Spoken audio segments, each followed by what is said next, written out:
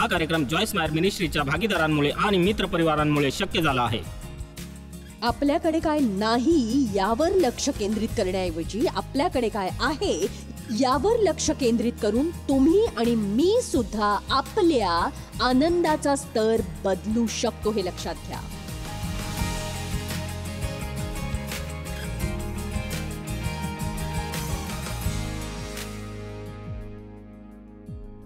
आज मी तुम्हाला अवास्तव अपेक्षांमधून होणाऱ्या निराशेबद्दल सांगणार आहे. तुम्ही विचार करा यावर. म्हणजे मी नेहमीच सगळ्यांना हे सांगत राहते की नेहमीच तुम्ही आशावादी राहा आणि याचा अर्थ असा की देव तुमच्या बाबतीत काहीतरी चांगलं घडवेल अशी आशा बाळगा. तर मी स्वप्नांसाठी, मोठ्या दृष्टिकोनासाठी देव अशक्य ते शक्य करून दाखवेल यासाठी आशादायी असते. आणि आपली तेव्हा निराशा होते जेव्हा आपण बायबल जे सांगत नाही त्यावरही विश्वास ठेवतो.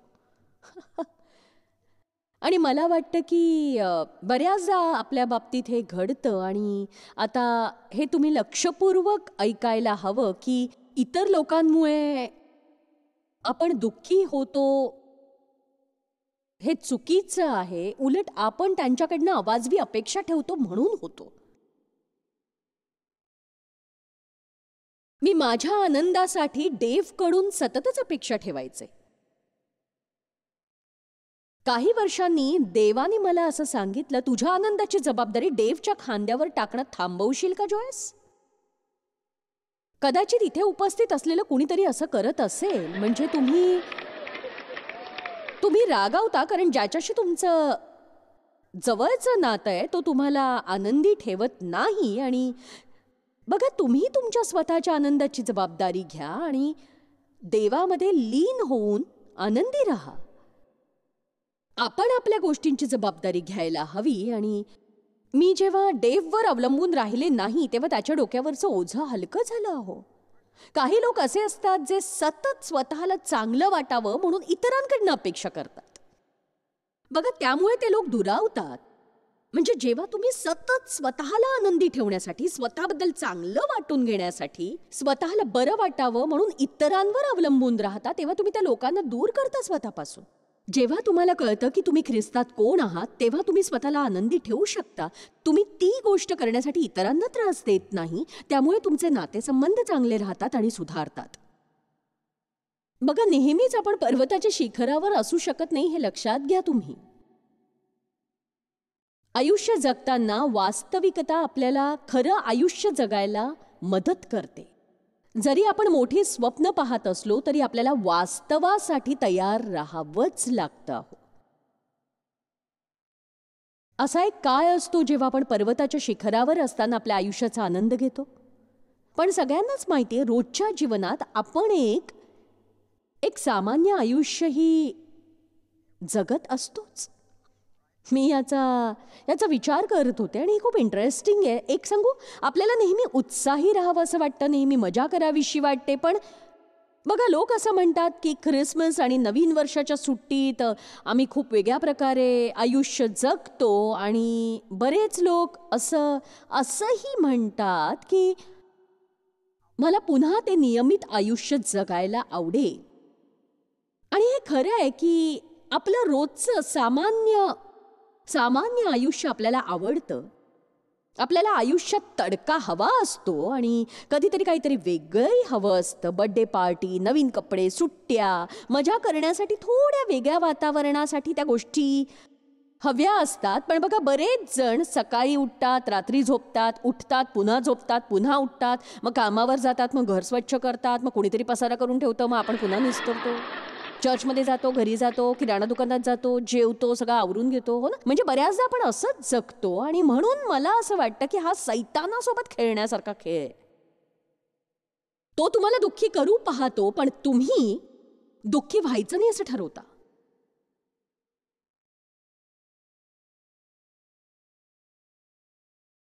कारण आपण आनंदी राहावं असं आपल्या शत्रूला कधीच वाटत नाही. जर जगात सगळे आनंदी ख्रिस्ती असतील तर प्रत्येकाला तसंच व्हावं असं वाटेल, नाही का? आमीन. योहान 10:10, चोर येतो तो चोरी, घात व नाश करावयास येतो, मी तर त्यांना जीवनप्राप्ती व्हावी व ती विपुलपणे व्हावी म्हणून आलो आहे. केवळ जगू नका, तर जगण्याचा आनंद घ्या. दैनंदिन जीवनाचा आनंद घ्यायला शिकायला हवं आपण. म्हणजे तुम्ही घर स्वच्छ करताना आनंदी राहा, कारमधलं इंजिन बदलायचं असेल तेव्हा, ट्रॅफिकमध्ये ड्रायव्हिंग करणं, आणि खरंच जेव्हा आपलं देवाशी अगदी अतूट आणि घट्ट असं नातं असतं तेव्हा तुम्ही ते करू शकता. हेच तर देवाचं आनंददायी जीवन असतं. हो, आपण एक गोष्ट लक्षात ठेवावी, रोजचा दिवस उत्साही असू शकणार नाही. तो एक चांगला दिवस असेल, पण तो उत्साही दिवस असेलच असं नाही. आणि जे लोक आज चर्चमध्ये जातात त्या लोकांचा अपमान करण्याचा माझा मुळीच हेतू नाही आहे, पण खरं तर लोक बऱ्याचदा चर्चमध्ये मनोरंजन करून घेण्यासाठी जातात. आणि खरं सांगायचं तर इथे येण्याचा आपला हा हेतू नक्कीच नसावा. यासाठी नाही येऊ ना अशा ठिकाणी. आणि इथे जे सगळे आहेत, उपासना टीमपासून उपदेशकापर्यंत मीडियाचे लोकसुद्धा, सगळ्यांनी अशी समजूत करून घेऊ नये की आम्ही तुमचं मनोरंजन करतो इथे. खरं तर तुमचं आयुष्य बदलून टाकणाऱ्या गोष्टी शिकवायला, संकटातून मुक्त करायला पुढच्या आठवड्यात तुम्ही याल तेव्हा स्मितहास्य घेऊन परत यावं, असा बदल घडवायला आम्ही आलो. तुम्हाला मिळालेलं आयुष्य हे अनमोल आहे, आणि त्या आयुष्याचा तिरस्कार केलात तर पुन्हा नाही मिळणार ते.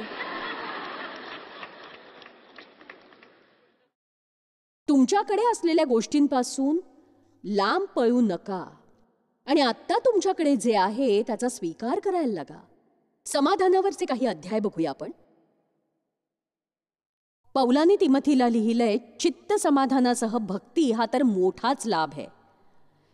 आपण जगात काही आणले नाही, आपल्याला त्यातून काही नेता येत नाही. आपण आत्ता ते वचन वाचलं आणि थोड्या वेळासाठी तुम्ही ते बाजूला ठेवा आणि बघा, तुम्ही या जगामध्ये नग्न आला आहात.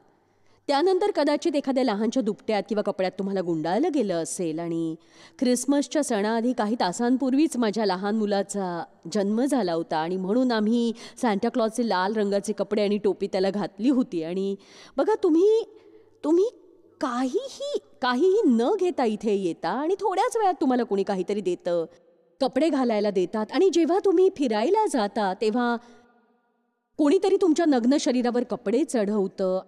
तुमच्याकडे जे काही आहे त्यापैकी एकही वस्तू तुम्ही घेऊन जाऊ शकत नाही. बघा, कधी कधी पैसे कमवण्याच्या नादात किती जण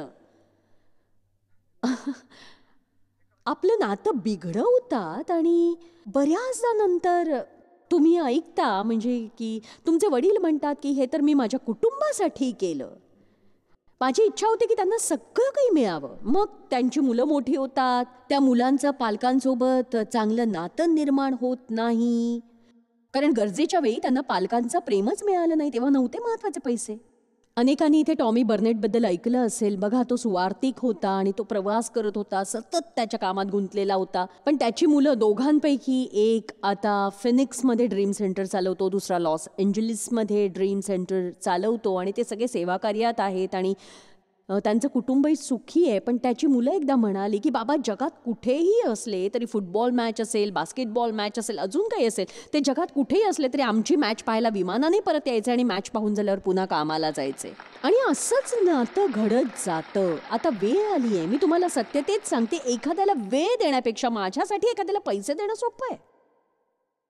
प्रामाणिकपणे सांगायचं तर आपण अमेरिकन्स म्हणजे जगाच्या पाठीवर सगळ्यात बिझी असे लोक आहोत. पण मला आता हे काही क्षणांसाठी विसरायचं आहे, आणि जरा विचार करा, तुम्ही काय करताय, काय मिळणार आहे तुम्हाला. एक सांगू, तुम्ही खूप काम करू शकाल, तुमच्या नातेसंबंधांकडे दुर्लक्षही कराल, जेणेकरून जास्त पैसे कमवाल, तुम्ही मोठं घर घ्याल, चांगली कार घ्याल, छान कपडे घ्याल, महागातले शूज घ्याल, अजून बरंच काही. बरं, ते ठीक आहे, मी असं म्हणत नाही वस्तू घेऊ नका, मलाही त्या वस्तू आवडतात. पण एक गमतीशीर गोष्ट माझ्या बाबतीत घडली आहे की जसं माझं वय होत गेलं तसा मला वस्तूंचा तिटकारा वाटू लागला. मी आता ठरवलंच आहे की मी वय झालं तरी डौलदारपणे जगा या विषयावर एक एक पुस्तक लिहीन. सबटायटल असेल वयस्कर व्हा, वृद्ध नको. कारण तुम्हाला वृद्ध होण्याची गरज नाही, पण आपलं वय हे वाढतच जाणार आहे. आणि जेव्हा तुम्ही माझ्या वयाचे व्हाल, मी माझं वय लपवून नाही ठेवत, मी आता 75 वर्षांची आहे. जेव्हा तुम्ही माझ्या वयाचे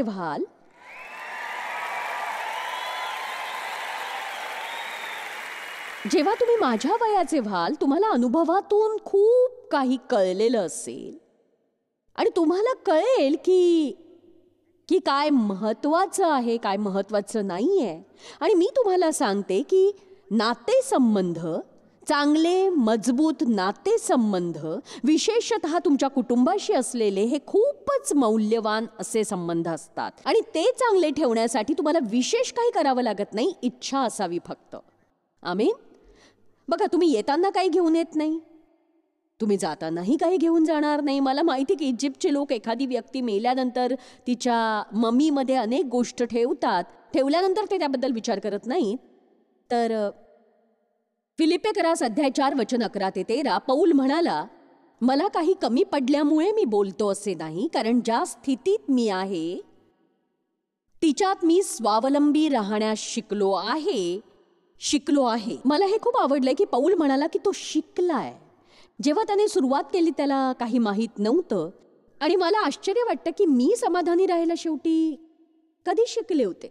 मला जो सामर्थ्य देतो त्याच्याकडून मी सर्व काही करावयास शक्तिमान आहे. कधी कधी आपण त्या वचनाचा संदर्भ समजून घेत नाही. लोकांना जे हवंय ते करू शकतात असा या वचनाचा अर्थ नाही. दैन्यावस्थेत राहणे मला समजते, संपन्नतेतही राहणे समजते. हरेक प्रसंगी अन्नतृप्त असणे व क्षुधित असणे, संपन्न असणे व विपन्न असणे याचे रहस्य मला शिकवण्यात आले आहे. तर देवाची इच्छा आहे की एक महत्वाची गोष्ट आपण करायला हवी, ती म्हणजे आपण कुठल्याही परिस्थितीत सापडलो तरी देवाच्या सामर्थ्यावर मनापासून विश्वास ठेवायला हवा आपण. बरोबर ना? यालाच म्हणतात आध्यात्मिक परिपक्वता. नेहमी चांगलं, प्रेमळ, आनंदी राहणं, कनवाळू. मी आता या लोकांशी बोलणार आहे, तुम्ही तसे नाही आहात. मित्रांनो, तुम्हाला असं नाही का वाटत की स्थैर्य हे आपलं ध्येय असावं? मी त्यासाठी परीक्षा दिली, ती पास नाही झाले, पण पुन्हा मी ती देईन परीक्षा. कारण स्थैर्य हे आपलं ध्येय असायला हवं. सैतान काय प्रयत्न करत असतो तर तुम्हाला त्याला फक्त दुःखीच करायचं असतं. कारण जेव्हा आपण दुःखी होतो, आपल्याला बोलायचं नसतं ते बोलून जातो, बरेचसे चुकीचे निर्णय घेतो, आपण लोकांना दुखावतो आणि मग त्यांना दुखावल्यानंतर आपल्याला त्याचं वाईटही वाटतं. म्हणून जो खेळ मी खेळतेय तो खेळ तुम्ही खेळावा असं मला वाटतं. आणि मग बघा, स्थिर राहून तुम्ही किती वेळा सैतानाला हरवू शकाल ते तुम्ही प्रयत्न तर करून बघा. एक सांगू, डेव्ह नेहमी काय म्हणत असतो? कधी कधी त्याला जे अपेक्षित नसतं ते घडून जातं आणि तो म्हणतो की सैताना मला नाही फरक पडत. एक उदाहरण देते. आमच्या घराच्या बाहेर एक अंगण आहे जिथे आम्ही इलेक्ट्रिक गेट लावलंय, ज्यामुळे कार पार्किंग करताना ते गेट आपोआप उघडतं. पण ते इलेक्ट्रिक गेट बिघडलं आणि म्हणून खूप पैसे देऊन आम्ही दुरुस्त करून घेतलं, पण तरीही व्यवस्थित दुरुस्त झालं नाही. जेव्हा डेव्हने त्याची कार गेटमधून बाहेर काढली, तो थोडासाच पुढे गेला होता आणि गेट आपोआपच बंद झालं आणि कारला आदळलं आणि कारच्या एका बाजूला स्क्रॅच पडला मोठा. आणि आम्ही पैसे देऊन तो भाग दुरुस्त केला. बघा, आम्हाला पैसे मोजावे लागले. आता काय झालं असतं? आम्ही रागवू शकलो असतो, पण असंही म्हणू शकलो असतो ना, तुला माहिती आहे ना, मला नाही फरक पडत यामुळे.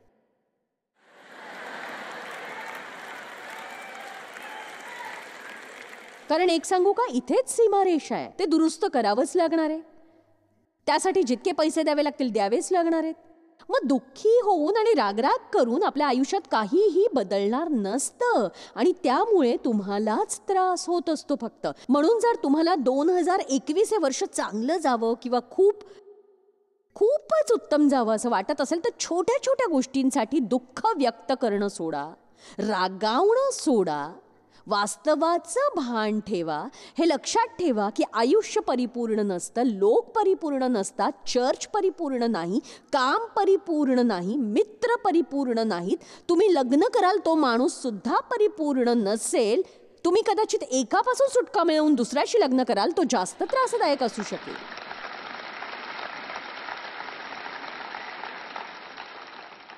जर तुम्हाला थोडाफार बरा माणूस मिळाला असेल ना तर सहन करा. हो, जमवून घ्या त्याच्याशी. आमीन. मला असं वाटतं की पौलाने कुठेतरी आपला दृष्टिकोन बदलला होता. त्याने गोष्टींकडे वेगळ्या पद्धतीने पाहण्याचा निर्णय घेतला आणि म्हणून जेव्हा जेव्हा मनाविरुद्ध गोष्टी घडतात तेव्हा आपण त्याकडे वेगळ्या दृष्टिकोनातून पाहायला हवं. सैतान आता मला दुःखी करायचा प्रयत्न करतोय आणि हे म्हटल्यानंतर धन्यवाद येशू म्हणा. मी माझी शांतता गमवत नाहीये, मी माझा आनंद गमवत नाहीये. खरं तर शांत राहण्याचे इतके फायदे असतात अहो, कारण दुःखी होऊन काहीही बदलत नसतं. आणि बघा, खूप वर्षांपूर्वी माझ्या आयुष्यात घडलेली ही गोष्ट आहे. म्हणजे कदाचित 30 वर्षांआधीची असेल, जेव्हा मी सुरुवातीला हे नियम शिकण्याचा प्रयत्न करत होते. आणि जेव्हा माझ्या मनासारखं घडायचं नाही ना, मी इतकी रागवायचे की शांतच बसायचे नाही. आणि माझा स्वभाव आतल्या झुरायचा नव्हता, तर भडाभडा बोलून टाकायचा होता. एखादी गोष्ट मला आवडली नाही तर संबंध घराला कळायचं की मला ती आवडलेली नाही. आणि हे तेव्हाचे दिवस होते जेव्हा सगळं कुटुंब रात्री एकत्र जेवायला बसायचं. त्यामुळे रात्रीचं जेवण खूप महत्त्वाचं असायचं. मी स्वतः स्वयंपाक करायचे. देव बऱ्याचदा 5:30 वाजता कामावरून यायचा.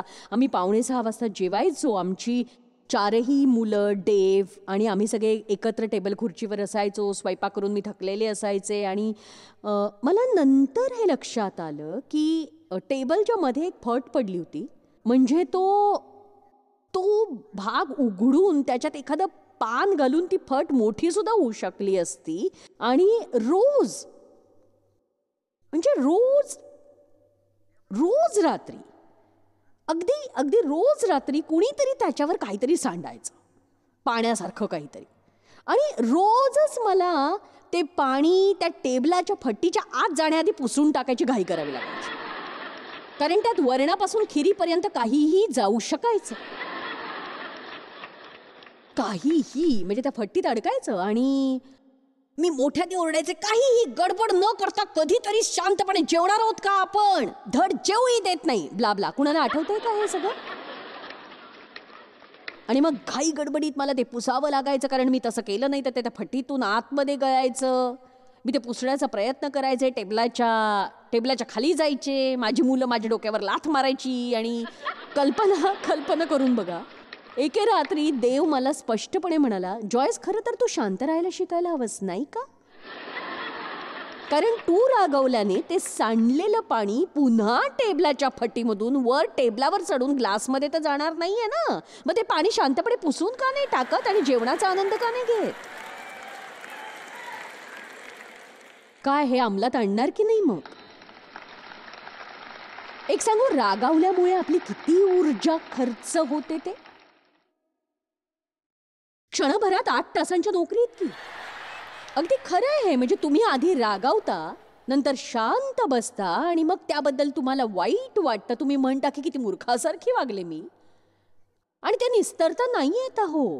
म्हणून दृष्टिकोन खूपच महत्वाचा आहे.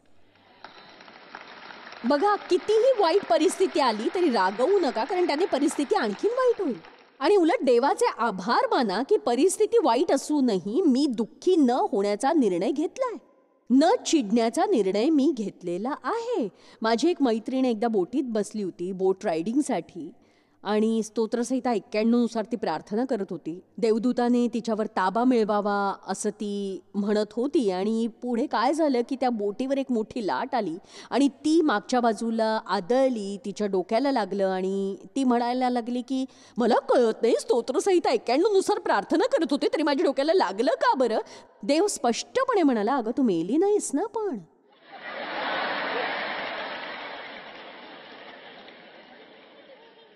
स्तुती असो. बघा, तुमच्यापैकी काही जण इथून घरी गेल्यावर एखाद्या घटनेकडे बघण्याचा तुमचा दृष्टिकोन बदलून तुमच्या आयुष्यात बदल घडवून आणू शकाल.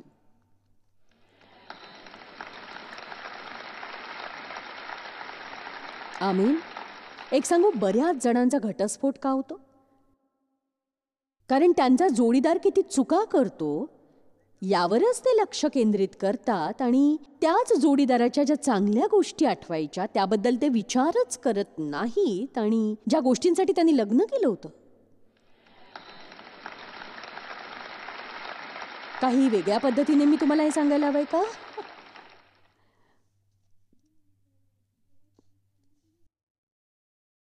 बरं, मी एक चित्रपट बघत होते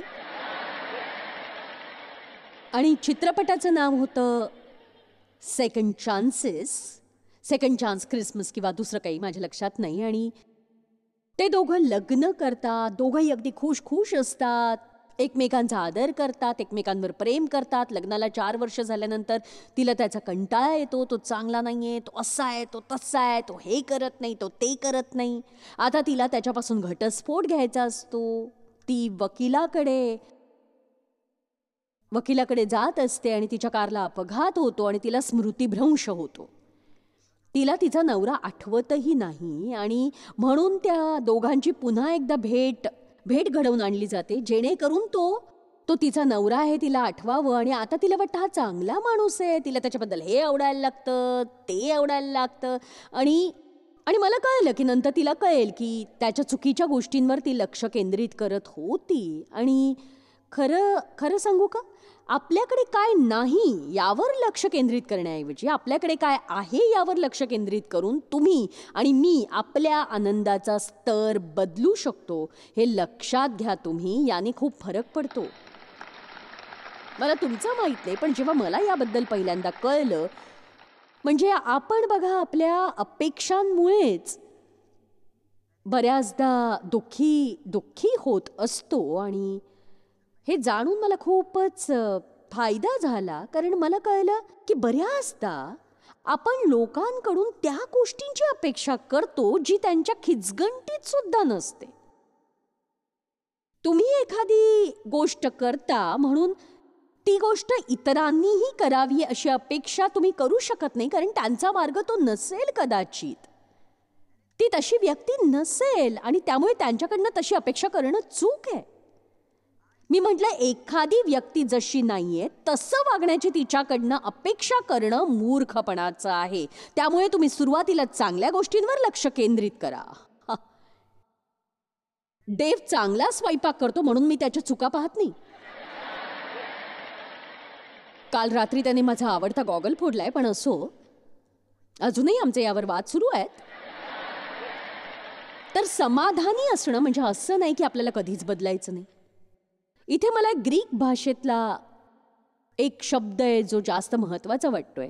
समाधानी असणं म्हणजे, पौल म्हणाला, मला काही कमी पडल्यामुळे मी बोलतो असे नाही, कारण ज्या स्थितीत मी आहे तिच्यात मी स्वावलंबी राहण्यास शिकलो आहे. दैन्यावस्थेत राहणे मला समजते, संपन्नतेतही राहणे मला समजते. म्हणजे असं नाही की त्याला बदलायचंच नव्हतं, अर्थात आपल्याला बदलायचंच आहे. याचा अर्थ असा नाही की लोक चुकीच्या गोष्टी करत नाहीत, पण बघा, शत्रू आपल्यावर किती संकट लादत असतो त्याकडे दुर्लक्ष करून त्या परिस्थितीत स्थिर राहून स्वतःला तणावापासून दूर ठेवून आपण थोडा समजूतदारपणा नक्कीच दाखवू शकतो. हे लक्षात घ्या.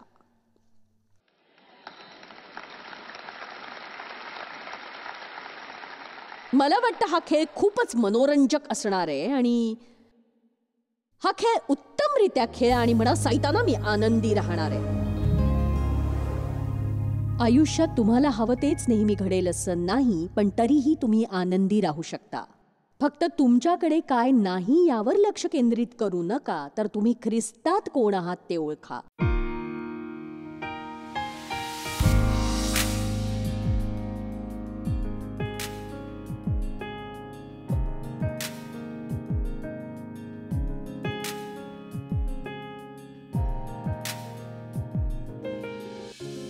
हा कार्यक्रम जॉयस मायर मिनिस्ट्रीच्या भागीदारांमुळे आणि मित्रपरिवारांमुळे शक्य झाला आहे.